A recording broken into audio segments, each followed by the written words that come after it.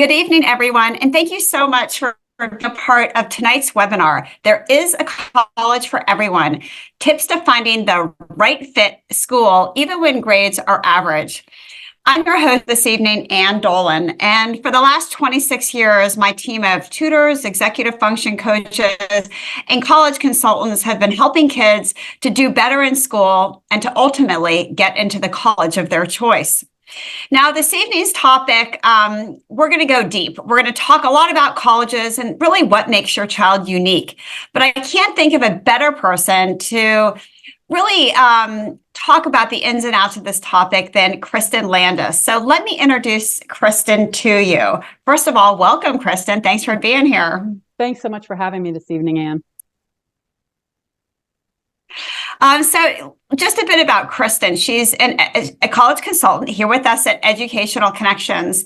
She has a Bachelor of Science from the University of Richmond and a law degree from Emory University of Law in Atlanta.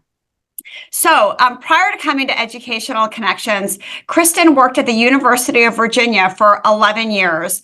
And during her time there, she evaluated over 10,000 applications, both in-state, out-of-state, and of international candidates.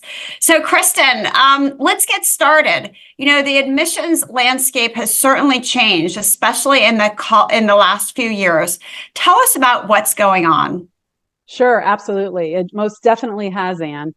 And we do have some new data out, although we still are waiting to hear for college. People are still waiting to hear this year for colleges. So we'll have more concrete data come March, April.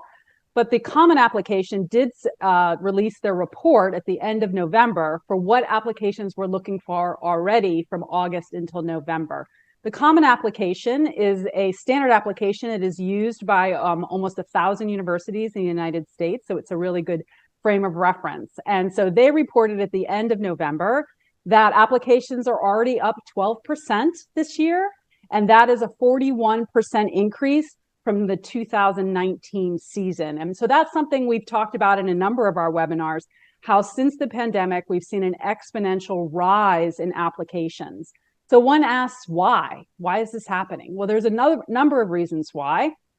First of all, after the pandemic, or as a result of the pandemic, most colleges went to a test optional landscape, which meant that they were not requiring students to submit standardized testing, the SAT or the ACT, any longer. That allowed students to feel a little bit more emboldened to cast their net a little wider and apply to schools that they may not have applied to before. So that increased the number of applications. Another thing that happened is because of the pandemic, colleges just had to get that much better at marketing themselves virtually. So they came out with better promotional materials. They came out with virtual tours and virtual open houses, all these things so that students did not actually have to go visit colleges anymore to get a feel for a college. The other thing we've seen a 2-time increase in international applications. And the last thing is colleges have made a real conscious effort in the last few years to attract underrepresented groups. So we have seen since 2019 an increase of 67% in minority and first generation applications. Though all those things just result in a higher number of applications. So what does that mean? That makes sense, Kristin. Yeah, no, go ahead. Yeah. Well, and also kind of along those lines, we also know that, we hear all these things like, oh my gosh, it's so hard to get into a college. And this school's acceptance rate is only 10%. But really acceptance rates, when we hear those things, they really do vary across the landscape. And we know that they're not all equal. Can you tell us a little bit about all the noise that we hear in the background about acceptance rates? Definitely. And so all those applications, what does that result in? Lower acceptance rates, just like you said, Ann. So what does that mean? Acceptance rates, and it's a dangerous thing when people think that acceptance rates equals the quality of education and the quality of experience that their student will get. That is not the case. People think, well, if they've got a really high acceptance rate, then they must not be a very good school and they must not offer a quality education. And that just is a real misconception. There are over 2,000 universities in this country. The majority of them accept a higher number of students than what you're hearing, 10, 15, 20%. Schools like the University of Colorado at Boulder, West Virginia, Drexel, they all have a 75% acceptance rate or higher. So instead of looking at acceptance rates, there are other things that people should be looking at to ascertain and determine the quality of education that their student will get.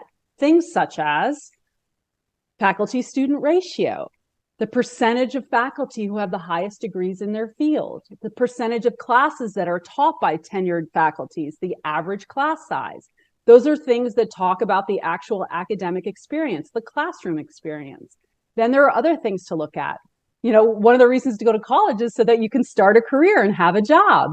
So looking at the percentage of students that have jobs after they graduate, that's something that's really important that you can find out from alumni. The number of students that attend graduate schools.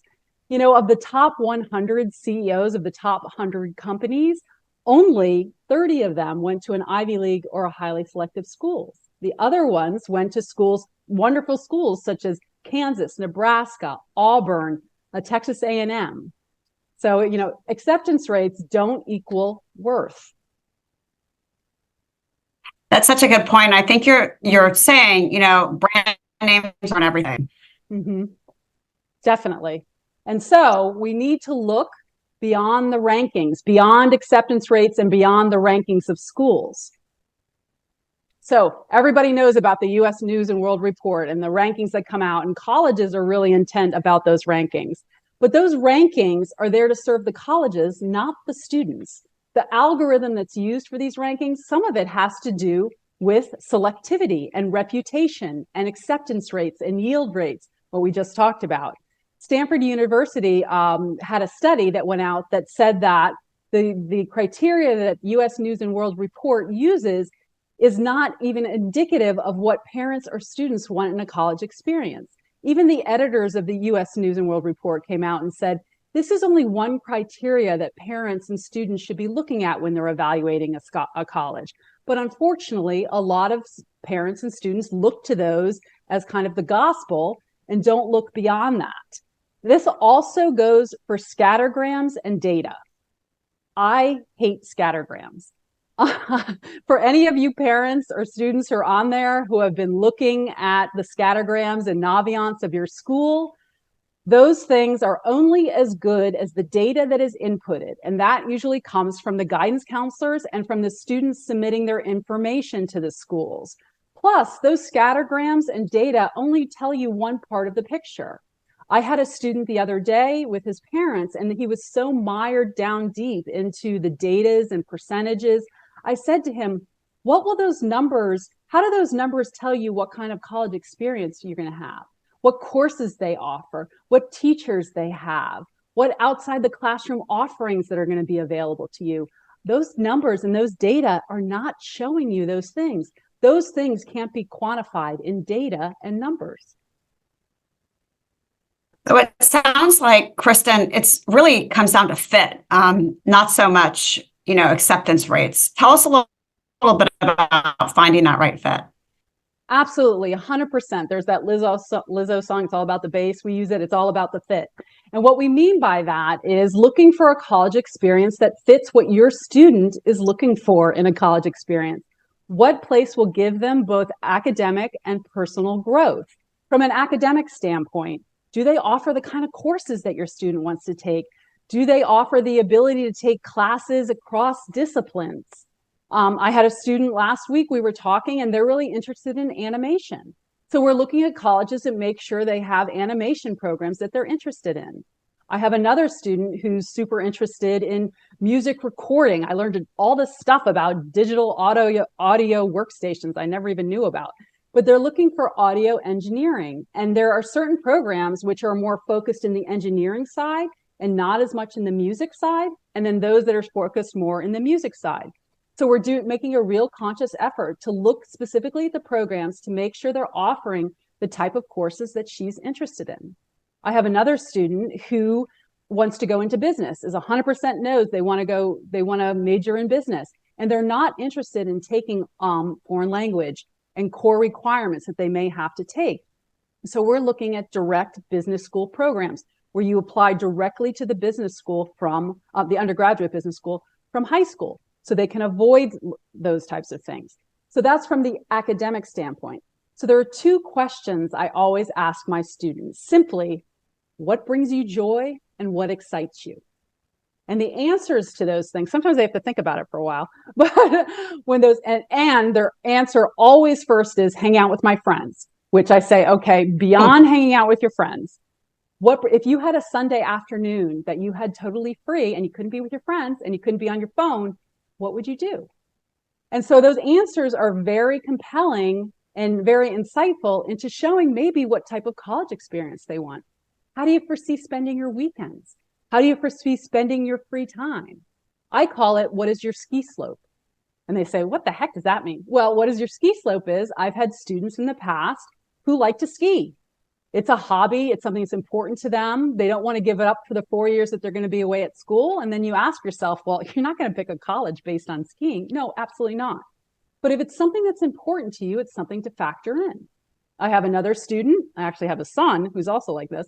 It was very important for him to be able to watch his sports teams on TV. Again, not a reason to pick a college, but if it's something that's important to you, it's something to think about. So that's one thing. Another thing is location. I had a student a few weeks ago. She goes, I absolutely do not want to go to school in Philadelphia. I'm like, okay, I'm not really sure the reasons for that. And she goes, in fact, the entire state of Pennsylvania, I don't want to go to school there. I'm like, okay. Again, if that's important to you, then we factor those things. And things also like distance from home. How far do you want to be from home? A lot of students don't want to go too far. Logistically, getting on a plane, that all makes sense. I had a student 2 weeks ago who said to me, I want an adventure. I want to look in Wyoming and Idaho. I'm like, great, let's do it. So again, it's very specific, but things, climate, hot, cold, all those types of things. So I say keep an open mind and really concentrate and think about what kind of experience do you want? That's what's important. I would imagine so is finding the right support. Many of our students come to us having gotten support in high school, either through an IEP or a 504. Maybe they've just had tutors and executive function coaches and other people on their side supporting them. How do you find a school that has the right level of support, and how do you factor that in? Absolutely. You're so right, Anne. Fit is not only is it academic and then also environment outside of the classroom, but really finding the support that you need in other ways too. So it is required by law that every university in the country have a student services, student disability, student learning center. Now, the support that they provide vary. Most offer, extended time, testing accommodations, those types of things. But there are some schools that actually go above and beyond. There are certain mental health services that they offer. The University of Denver is a school that has a learning effectiveness program where they offer weekly meetings with a counselor. They offer executive functioning coaches. The University of Arizona has a SALT center where they have like special technology and ADHD coaches. There are certain schools that you may not think of that actually have really, really strong ADHD programs. American University, Fairleigh Dickinson. And then there are actually specific schools for students with learning differences. Landmark in Vermont and Beacon in Florida are two that come to mind. I had a student last year who was autistic, and so she loved and ended up going to St. Joe's in Philadelphia because the Kinney Center there is actually the Kinney Center for Autistic Education and Support. So there are lots of, it runs the gamut. And so I really implore people to do their research because the varying of services that schools offer, it varies in terms of that. And that's something that's important for FIT. Another thing that's important for FIT is finances. We don't necessarily talk about that so much, and students may not be thinking about it, but parents for sure are. And so there are schools that offer merit aid at varying levels. Some don't offer aid at all, and some do. There's need-based aid, and then there's merit aid. And there are wonderful schools out there that offer merit aid. A school like Furman, 90% of the students receive merit aid at an average of $26,000 a year. Alabama, 89% of the students receive some sort of merit aid at $10,000 a year. Average. South Carolina, 89% get them at $26,000. And there are lots of other wonderful schools out there that offer at least to over 50% of their students merit aid. So another thing, financial fit, support fit, academic fit, social fit, all those things. So as we say, it really is important to find the fit. And I know you also believe it's important for kids to kind of step outside of their comfort zone and consider schools that they may not have considered before. Definitely, 100%. We've been talking a lot. I've been throwing out schools left and right that people may not be aware of. The same 20, 25 schools are on the tips of everyone's tongue. So I really implore, and we at EC implore people to do their research and think outside the box. We help students do that all the time. For an explorer, the University of Toledo has an exploratory program and a learning community. University of Rochester has an open curriculum. People hear about Brown and their open curriculum all the time. But there are a lot of other schools that have open curriculums that people don't even know about. I mean, if you're interested in computer science, there's Carnegie Mellon and MIT, but there's also Worcester Polytech and University of Houston and Stevens Institute of Technology. Then there are lots of other schools. If you're looking for an interesting experience, Kalamazoo in Michigan has a program. It's called the K Plan. This I wish I had this when I went to college. It's a combination of an internship, service work, and study abroad all together. And I just think that sounds phenomenal. And if you're interested in musical theater, sure, you think of Juilliard, but people don't realize that Elon and the University of Cincinnati and Ithaca have top 10 programs in the country. And lastly, I'll throw this one out there and then I'll stop. But for job placement, super important. That's why we're going to college to some degree. This will be an interesting statistic. Quinnipiac, Providence College, and Penn State place more of their students into jobs than Harvard and Princeton. Who knew? So don't limit yourself. Go figure. Yeah, I know. Don't limit yourself. Last year, I had students, in fact, just this past fall, because a couple of them applied early decision, who never even thought of some of the schools that we talked about. I had a student who really, really thought, I want to go to Brown, and Brown is phenomenal. I'm not, absolutely. But she was a certain type of student. I'm like, boy, I could really see you. She's kind of a free spirit. I could really see you at a place like Smith. And she ended up doing all her research and she was like, oh my gosh, I love this school. And she applied early decision and she's going. I had a student last year who thought, I was so wonderful. I had a student last year who he really thought that he wanted to go to Wake Forest, a phenomenal school. And I said, hey, how about looking at Elon? Not that far down the road, but he was really interested in business. I'm like, well, do you know that Elon has an amazing business program? Did his research, applied to Elon, got in, and he's there and super happy. So again, just another example that please don't limit yourself. Think outside the box. And I know on the journey where you're helping kids, we'll talk about creating their lists and refining it and making sure they have a balanced list, of course, with the reach and target and safety schools. But I also know that in creating that list and finishing the applications, there has to be an angle on it. It can't just be that you're just another student applying to college. There has to be something unique about you, especially these days, which is different. When we went to school, we just kind of like filled out an application and off we went. Right. But how do you help kids? And a lot of kids come to us thinking they're just kind of like average, and they're not. How do you help kids figure out what's unique about them? Yeah, absolutely, Anne. I mean, it's a lot of kids, I'll say. So when I was at UVA, I always asked myself when I was reviewing an applicant, what will this student bring to my college environment, both in and out of the classroom? What contribution can they make? And the answer to that is just what you said. What is their unique perspective, their unique voice, and their just unique things about them, what makes them special? And a lot of students say, I don't know what makes me special, but there is things about you. And we do a lot of work at EC trying to identify those things. What's going to set you apart than the person sitting next to you in your English class and walking down the hall? And we call that, for lack of a better word, what is your narrative? And so we do a lot of exploring of what brings you joy, what brings you excitement, and then identifying those things and also what your talents and aptitudes lie and amplifying those both in the classroom and out of the classroom. So for an example, I had a student a while ago and he said, well, I'm interested in engineering. And I said, okay, so let's look at what you're doing. Well, he didn't have any real engineering classes. He didn't have any engineering outside of the classroom. And so he didn't have any real involvement. That didn't really make him a strong candidate for engineering. And so more importantly than that, it begged the question. I said, why are you interested in engineering? So we had a more in-depth conversation about it and realized that it wasn't necessarily engineering, but it was really physics that he's interested in. I have another student who said, I don't know why we're on, and engineering seems to be top of mind right now, but he thought, I want to go into aerospace engineering. I said, well, that's fabulous. And I looked at his transcript, which tells the story. And I'm like, wow, you do a tremendous amount in auto tech.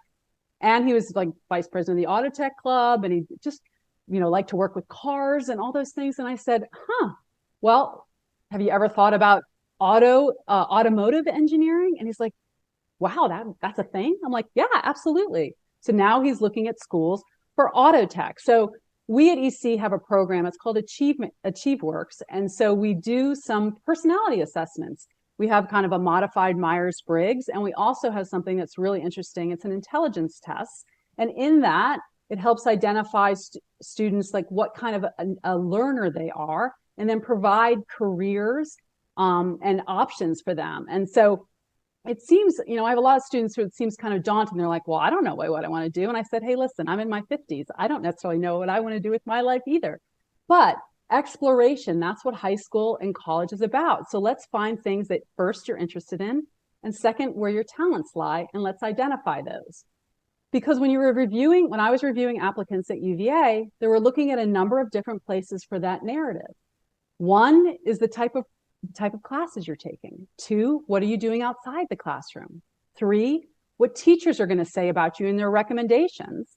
And 4, that dreaded 5-letter word, if anyone has a senior or knows a senior, essay, when that comes at time to have your own personal, your own point to say what's important to you and what your perspective is. So that's that. We need to have that narrative in order to draw for all those things.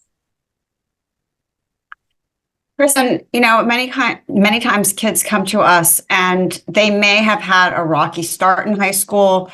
They may be doing better now, or they may have started out well and they're not doing so well when we look at their transcript. So their grades are not what they would want them to be. When you see that in a student who may have average or grades that may not get them into the college they want to go to, how do you help them pivot? Sure. So, first of all, I love to say, I say to students all the time, listen, it's not too late. It really isn't. First of all, seeing an upwards trajectory in program rigor and in grades is super compelling. And sometimes there's a reason for it. Sometimes students assimilating to high school can be hard, and they have a bumpy beginning. And that's okay. Or maybe there's some specific challenges that they've encountered, extenuating circumstances. And those are things that if they feel comfortable with, in the additional information section of the Common App, we address some of those things. So there's to use that additional information section strategically is super important. The other thing that we do is we highlight your strengths, and everybody has them. Okay, maybe you didn't do so great in English, but you did well in math.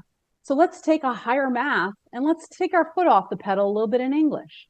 Or maybe, that they have a talent outside of the classroom. I can tell you, this is super interesting. I had a student last year and I was on Zoom with him and I saw this sculpture, like this beautiful, intricate sculpture in the background. I said, what is that? And he goes, oh, well, that's origami sculpture that I made. I said, what? He goes, yeah, in my free time, I make these origami sculptures. I'm like, oh my gosh, that's fabulous. He ended up writing an essay about it. It's these types of things, these unique interests can really highlight a student. And so we try to do that. I have another student who's like your typical basketball player. He's played basketball through school. His grades weren't the best. And we wanted to highlight him outside of the classroom a little more. And so I said, so what do you like to do in your free time? And we talked a bit. And he goes, I go to thrift shops all the time. I said, really? He goes, yeah, I buy most of my clothes from thrift shops. So he ended up applying to a school that asked for your top 5 of something. And he picked his top 5 thrift shop finds, which I thought was super interesting. Anything that can help bring your student to life and highlight them off the page. Imagine an evaluator is evaluating hundreds and hundreds of applications. So when you bring it, people may think, well, that's kind of silly, but no, if you have something that's an interesting talent or just something interesting in your life, then you should amplify it. I had another student who, I mean, she's a rock star in the classroom and fabulous, but ended up writing her big essay on her love of baking. It's those types of things that can really set a student apart. So we do that. And then also, I think that the thing that's most important is to do your research. If that's one takeaway that parents and students take tonight, it's do your research. There are a lot of schools out there who accept students that don't have the greatest grades, and they still can have a wonderful, enriching college experience. Kristin, sometimes when students don't have great grades, they can be balanced out with good test scores. But other times kids, may have difficulty with test taking and their grades are better. When does testing come into play? And what are your recommendations around taking the SAT and ACT, especially in this test optional landscape? Yeah, the other takeaway that I would love parents and students to leave with tonight is not only do your research, but have options. So testing is something that your student may not be a great test taker, but I'm always like, let's give it a go, because it is something that can differentiate you from the person sitting next to you in English class or walking down the hall. So we give it our best shot. We take a mock ACT, and then most students have taken the PSAT. We evaluate which format they like better, which test do you think you like better, and then we pick a lane. You don't get extra medals or brownie points for doing both tests. All colleges accept both equally. And so we pick a lane and we concentrate on one of them. We take it, and then after that, we evaluate. How did the test go? Do you think you could do better? Let's look at your scores, where you may be able to focus efforts, maybe take it again. And then we decide, based on the schools that you're applying to, whether we're going to submit scores or not submit scores to schools. So we're very strategic in that process. But I don't want students to say, listen, I'm not even going to attempt, because you may be closing doors on some really great schools, and you may not realize that whatever score you get may be an attractive score for a school. So I definitely recommend you pursue testing. Also, Kristin, things have changed, especially just in the last year, even in the last 6 months when it comes to testing. Tell us about the trends you're seeing. Oh, definitely. I mean, I'm sure some people on the webinar this evening have read the New York Times article that came out about testing and kind of where things are going. So pre-pandemic, testing was important. It was, just like grades, testing was important. Everybody knew that. After the pandemic, the game changed. We had test optional. And now, even though we still are in a test optional landscape, a lot of schools, the policy for test optional is coming to an end, and we're waiting to see what they're going to do about it. The Common App reported that 50% of people submitted testing last year still, even though we were in a test optional landscape. So testing, again, something that can differentiate you from the person sitting next to you. And there are schools that are going to test preferred, meaning they're not requiring them, but they're encouraging students to submit testing. So it's definitely something that we want to take advantage of. And whereas before, I was very strategic, I still am strategic with my students in terms of what schools they submit scores to and which schools they do not submit scores to. And I had kind of a benchmark. I'm actually moving my benchmark some so that we're going to be submitting scores to more schools, because schools are using testing as another indicator of whether the student can handle the rigor at their school and if they are an academic fit for their school. So again, can't underemphasize the importance of at least trying testing. Now, again, okay, yes, that's exactly it. You go ahead, Anne. There's the next slide as we're going to go. Well, I was just, when you said that, I was thinking, yeah. Well, I was thinking, about like Auburn and Tennessee, whereas before you would never expect that they would want testing. And now schools are really shifting. And these are schools that they're certainly not the Ivy League colleges that we think you got to have a perfect test score, but these are very good schools, but that were much more flexible before. Absolutely. So we're seeing it not just in highly selective colleges, but in, mid-range colleges that they want to see great test scores as well. Absolutely. Definitely. And So go ahead, Kristen. no, you go ahead. Sorry. Well, it kind of brings us to the next slide, which is really meeting students where they are, because sometimes kids come to us and they're so hesitant about testing. They will absolutely, they've had experienced so much test anxiety that they absolutely don't want to go in that direction. Yeah. And really, that's okay. We can help those kids. We have kids like that. But then there are others that just kind of don't want to take the test because they heard that they don't have to. Right. But with a little effort, their score can definitely be usable. So, talk a little bit about meeting students where they are. Yeah, absolutely. I mean, this phrase I think is the mantra for EC, because we meet students where they are. We have students at all ends of the spectrums. And I can totally appreciate having test anxiety, 100%. And so again, we want to have options.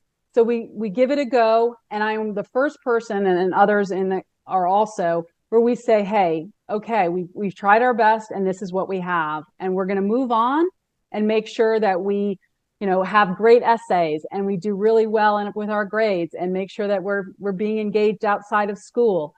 Because sometimes, you're just not going to put a student through multiple times of testing. And Anne, you're the first one to say that, after you've taken it twice, unless you're going to do some just significant more prep, the probability is high that you're not going to get that much higher.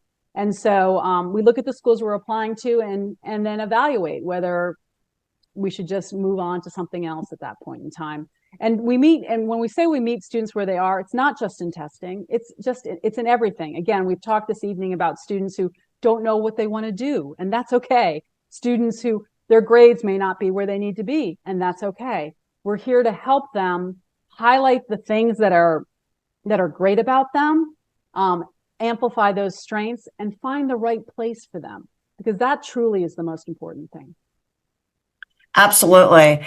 And it kind of lends itself to blocking out the noise, because as parents, I know when my kids were going through this, you hear so much from other parents and everybody chimes in with their ideas, and you start to second guess yourself.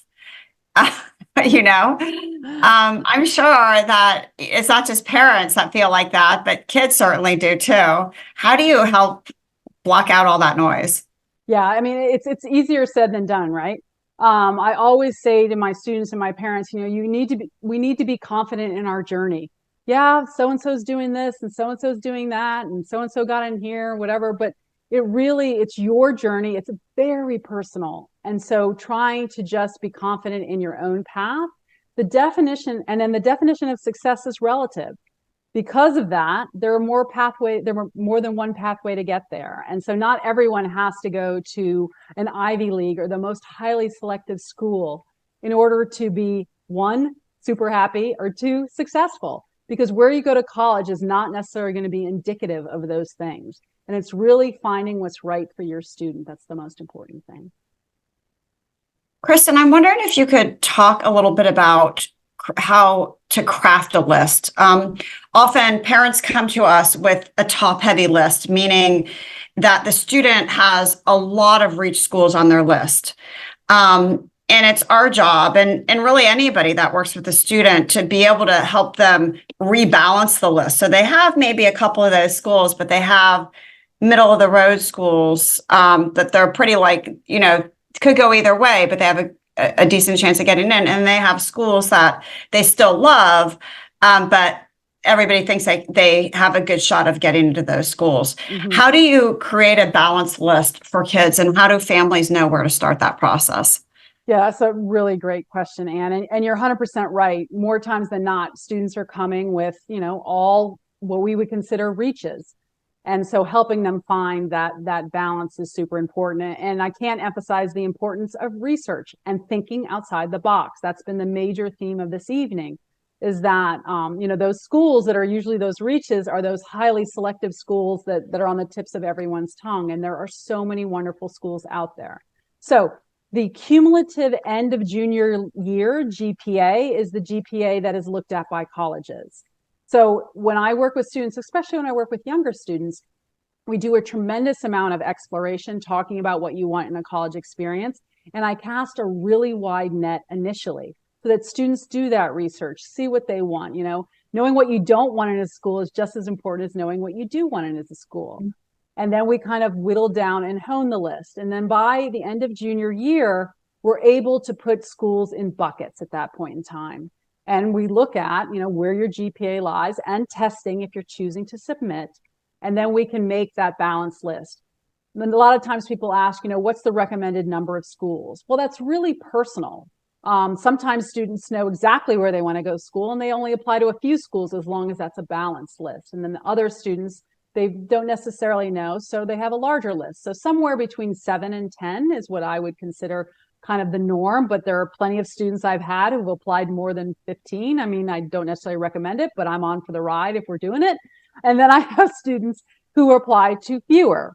And there is also that option, and I think people hear the buzzword, it's becoming really popular, early decision. Early decision is when you apply to one school and it's binding. The student, the parent, the guidance counselor all sign a contract. If you get into that school, then you are required to go unless your financial aid package is not what you is not attractive enough for you to be able to afford it. So then it's the only way out.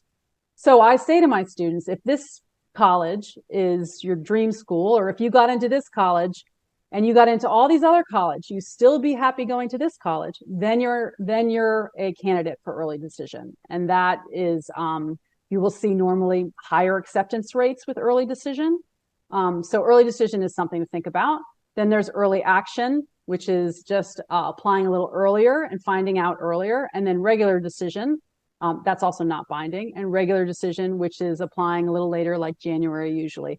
The trend now is for most people to be applying early action or early decision just by sheer numbers. So that's part of the thing that we talk about when we talk about a balanced list.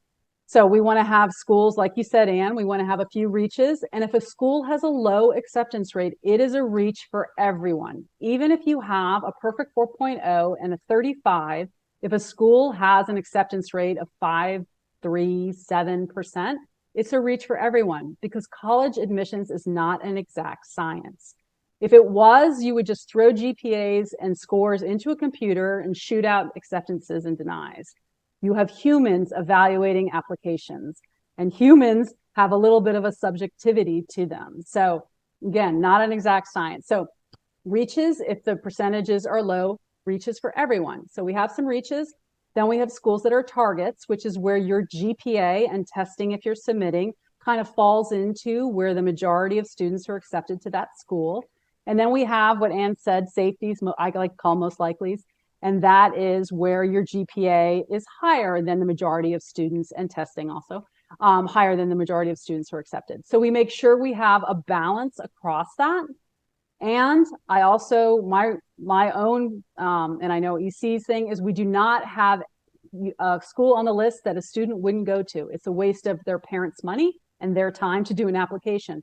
So that's why research, again, we bring up that buzzword, super important to find schools that are the right fit for your student and your child. Thank you for that, Kristin, for elaborating on creating that list. Parents, we're going to go to Q&A in just a moment. So if you have a question, please put it into the chat right now. So Kristin, I know you're a big believer that there is a college out there for everybody, regardless of your grades, regardless of test scores, regardless of anything else, that there is a match. Absolutely, 100%. That's if we were to go away tonight from a takeaway, besides doing research and having the right fit, is that there is a college for everyone, and think outside of the box, because there are so many wonderful places out there that your student could have a wonderful experience. Because truly, for those people who've been to college, college is what you make of it. Every college is going to have lots of courses and programs and activities and all kinds of wonderful things. And so it's what your child does with that experience that's really important. For sure. And before we wrap up, I just want to mention that we created a college checklist for you so that you know what to do when your child's in ninth grade, 10th grade, 11th grade, and 12th grade. And if this would be helpful to you, you can download it. And you can see the URL right here, but it's bit.ly/educational connections. And that will come straight to your inbox.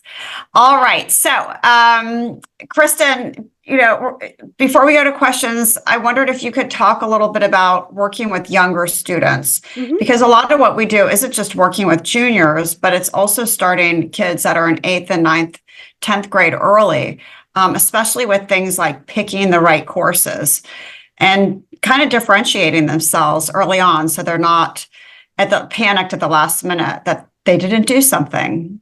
Absolutely. And I mean, the beauty of working with younger students in 8th and 9th and 10th grade is that we have the luxury of time. It's so important, first of all, for being able to have those conversations and explore what you want in a college experience. But second of all, to help craft and set up that narrative. By junior year and by the end of junior year, definitely, that narrative is set. And you can't do a tremendous amount about it at that point in time. So having students come to us early gives us that ability to explore different things, to provide different options. I spent a lot of time looking at schools, high schools, what offerings they offer at the high school. I had a student last year who was in 10th grade, super into English, creative writing, wants to go into that. And I looked at her high school and they didn't have a National English Honor Society. I was like floored. How could you not have a National English Honor Society? It's a pretty big school. And we talked about it. I provided her with materials, and she now has a chapter of the National English Honor Society at her high school. Well, if she would have come to me in 11th grade, wouldn't necessarily have happened. But because she came earlier, we were able to do that. And now she's taking advantage of that. I'm in the throes of course selection right now with my students. Had students all day where we're talking about their course selections. And I'm talking about, well, what are you looking for in a college experience? If this is what you're looking for, these are the type of classes you have to take. If a student comes later in the game, you can't change those anymore. But when you're younger, we can. And we can use those electives to our advantage by taking, first of all, from an exploratory enrichment standpoint, but also to try to help in crafting that narrative. That also goes with summer. Summer is a wonderful time to take advantage of all the opportunities out there. And so we do a lot of talking about summer planning. So in school, out of school, summer, when they're younger, we can really have the luxury of time to just plan those things thoughtfully and strategically, and also maximize their high school experience. Because in the final analysis, looking through things with a college level is important, but also for them to have an enriching high school experience is even more important. So that's what we do together. Awesome. And then, of course, working with juniors, especially in the spring of their junior year, getting their everything flowing through their applications. And then we also have a program called the Senior Express. That's just for seniors. And that's a slightly shorter program for kids that are really in go time and need to get everything done quickly. And you can learn more about all of our programs on our website, ectutoring.com/college-counseling. All right, Kristin. So we have a ton of questions in the chat. Let me sort through them and answer and get some of these answered. All right, so let's see. Somebody said, do you think this would be good to watch with my child? And I think the answer is absolutely. That we've had kids listen to these afterwards many times, and they always find it to be helpful for sure. Emily asked, Kristin, how do you define average grades? Well, first of all, it's going to depend where you go to high school, and it's going to depend what courses you're talking about.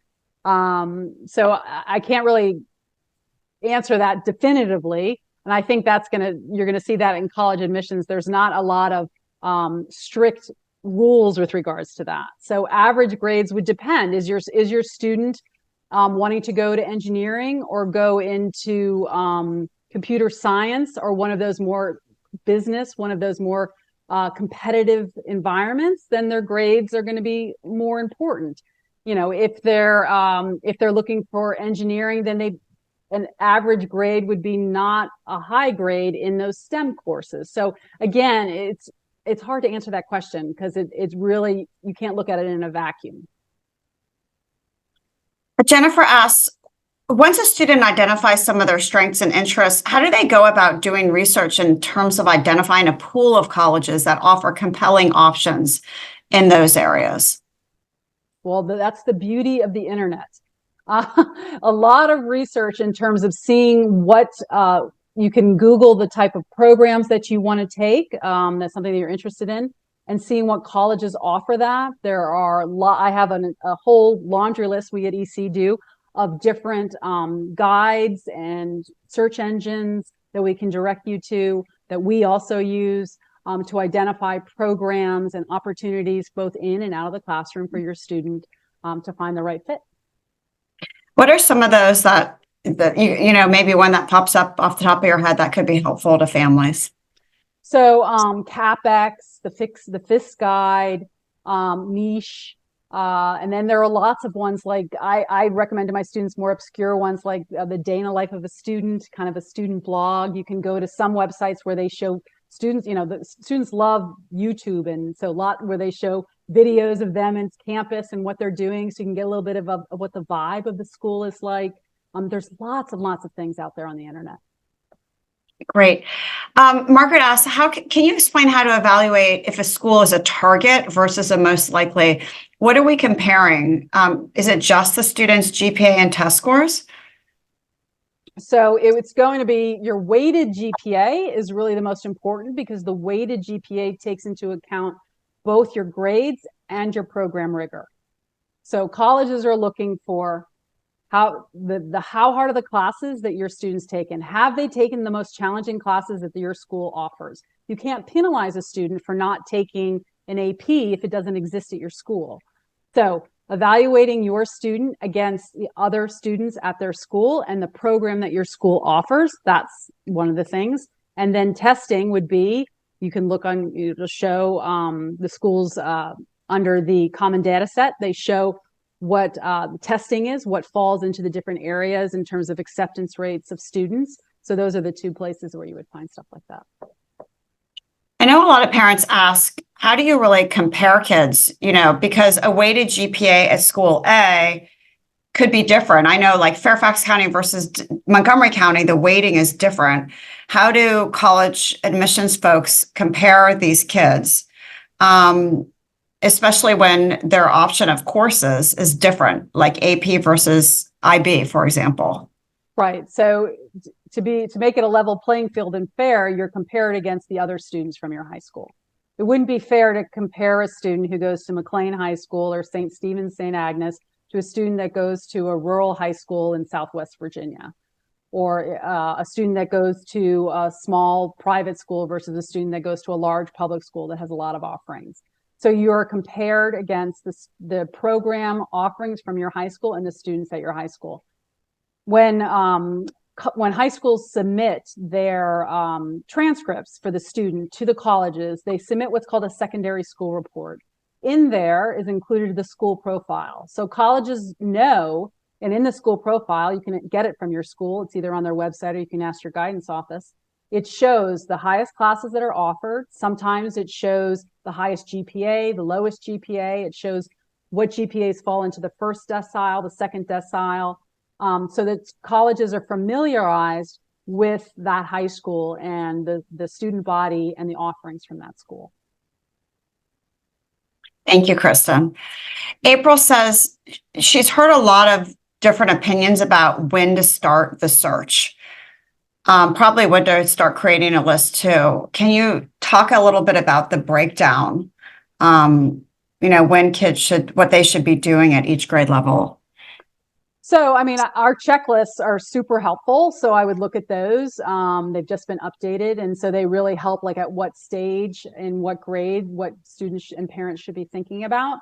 It's never too early to start researching and start looking at schools, because just like we said, I mean, you're asking a bunch of, teenagers to think about how they want to spend the next 4 years. So you really have to expose them to different environments and different programs and different interests in order for them to help try to understand and pick what kind of environment they want, what kind of thing they want to study, all those things. So it's never too early to start that process.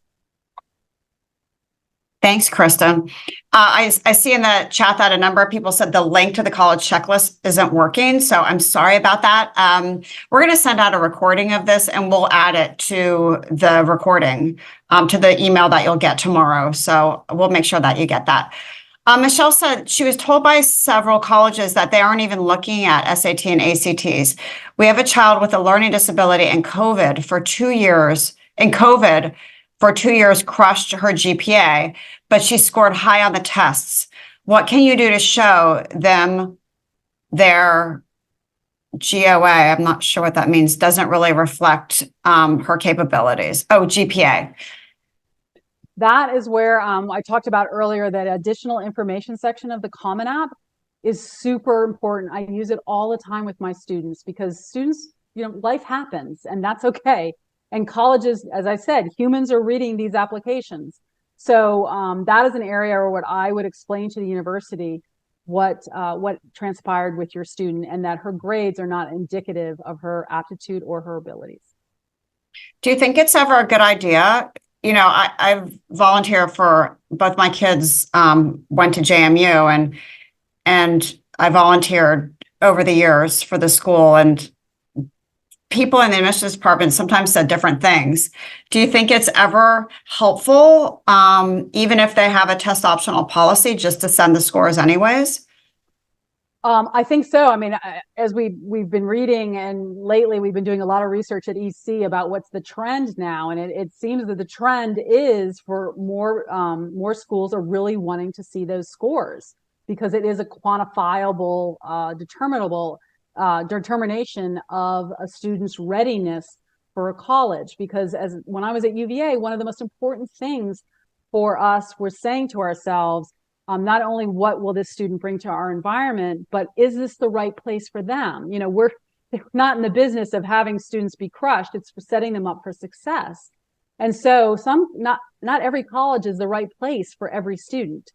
So looking and making sure that, whatever college that is that's being evaluating a student, that college is the right fit for that student. And testing is one of those areas that can help answer that question. And I think I probably phrased that incorrectly. I think what I meant, Kristin, is if the school is saying we don't even look at tests, it's okay to send them. Oh, yeah, definitely. Okay. Let's see. What about looking for ways to help pay for colleges? How do colleges find work opportunities for kids? Do you know anything about? So, I mean, within financial aid, if you can go to the financial aid page of any university on their website, and they will show the different types of aid that they provide. Merit aid, scholarships, work study programs, that's all there. You can also always pick up the phone and call a financial aid office to find out more information about what offerings they have and how to become eligible for a work study. We do have a new link. So thank you, Jennifer, for posting that. And it's in the chat to look at the college checklist. Ahmad says, what about the classes you take your senior year? Are they kind of irrelevant because the junior year is so much more important? I am so glad somebody asked me that. I am so glad, because that is a huge misconception. I have had 2 students in the last month who've said the exact same thing, to which I say, I'm sorry, but that's not true. When we were young, or when I was young, they had like the senior slide, the senior slump, and you kind of just got through it. That is not the case. Your senior program should be the most rigorous program you have. It is the time when you've taken all those foundational courses and now you have the ability to take the hardest classes available at your school. And colleges are looking for it. So the senior year should be actually the most important year. The program should be the most important year. Even if they don't see the grades, because your student's applying early action or early decision. Some schools do ask for first quarter grades if you're applying early decision, but even if they don't see the grade, they're evaluating the program.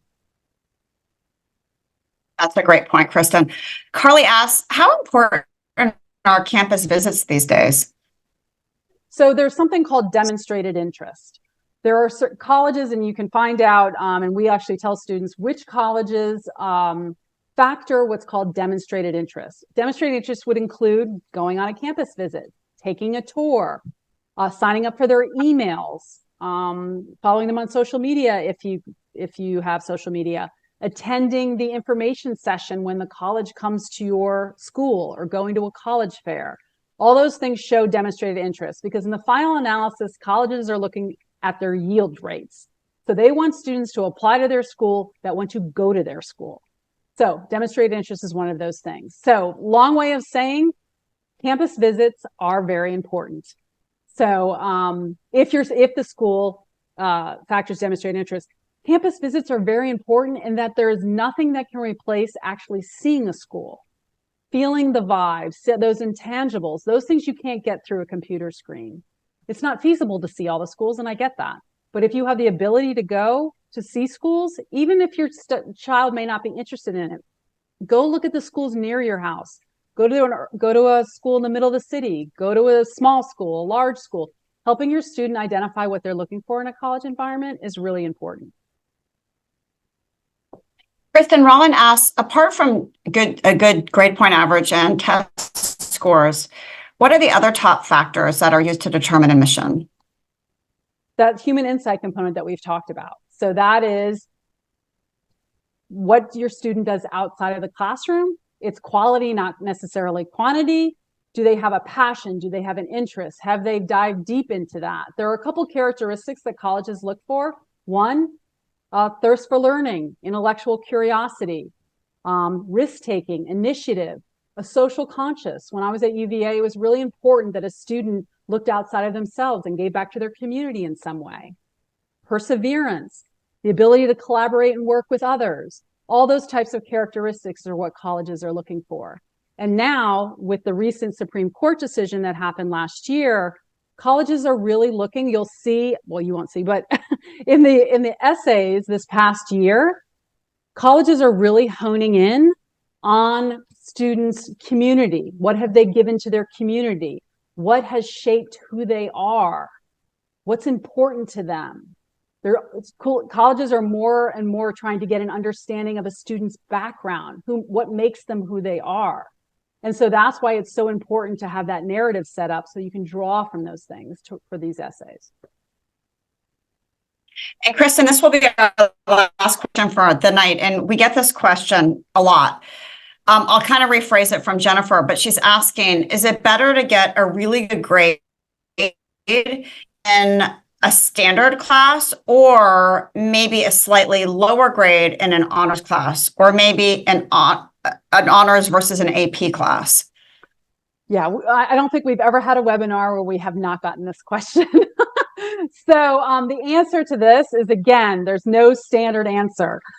It depends. It always depends. If it's a class that your student, let's say it's a math class, and your student is looking to go into a STEM field, then it's better to have a higher level rigor class and then have maybe a slightly lower grade. So it depends on the class, and it depends on your child's interest.